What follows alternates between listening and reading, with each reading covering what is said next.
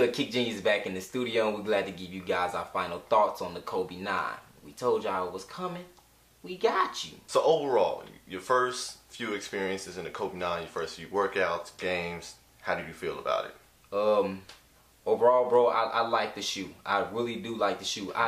However, let me say, I really do think the expectations on the Kobe 9 was a little high, but that's my fault. Yeah, I definitely feel like they were held really high. I myself just felt like when the Kobe 9 dropped, it was just going to be a game changer. But, right. You know, you can't take away from it. It's a good performer and a great overall shoe in my opinion. The only complaint I really had, and this complaint is very minuscule, keep in mind, the heel counter was just overdone. They implemented carbon fiber, which is the great material for extra reinforcement, but damn, like the back was literally hard as rock. If you look at the Jordan 28, they used carbon fiber as well, but I think they did it a little more sparingly, and it was still adequate for that amount of support that you need. I actually would have liked to see something like the Hyper Rev, where it's just a simple heel counter. You can't see it, but it definitely locks you in right when you slide your foot in. And with the less baggage you have back there in the heel area, the more smooth your transition is going to be. Now, I know I kind of just went into a lot of detail there,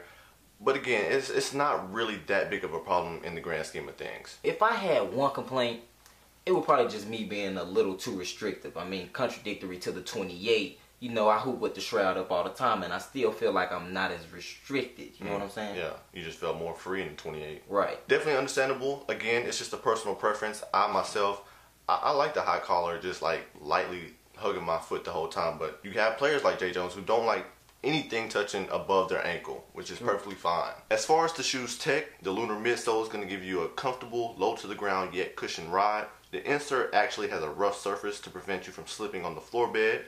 At first touch, you might think it's uncomfortable, but it's something you really can't feel on foot, and it's still functional. I also expected the Flyknit to be full-blown Flyknit, but you actually have a layer fused underneath the Flyknit, which it just doesn't move like my Flyknit runners do, which kind of sucks, but it's understandable. I mean, you're applying a lot more torque, a lot more forces in multiple directions, whereas in a Flyknit runner, you're just running straight forward. That's true. But pretty comfortable materials overall. They make for a nice, flexible yet supportive performance shoe. The traction pattern was based off pressure mapping. It worked fine in your clean courts. I wasn't slipping at all. In your regular recreational courts, I was slipping here and there, but then again, it's not anything different from any other performance shoe. So one last thing. What's up, bro? What'd you think of the aesthetics?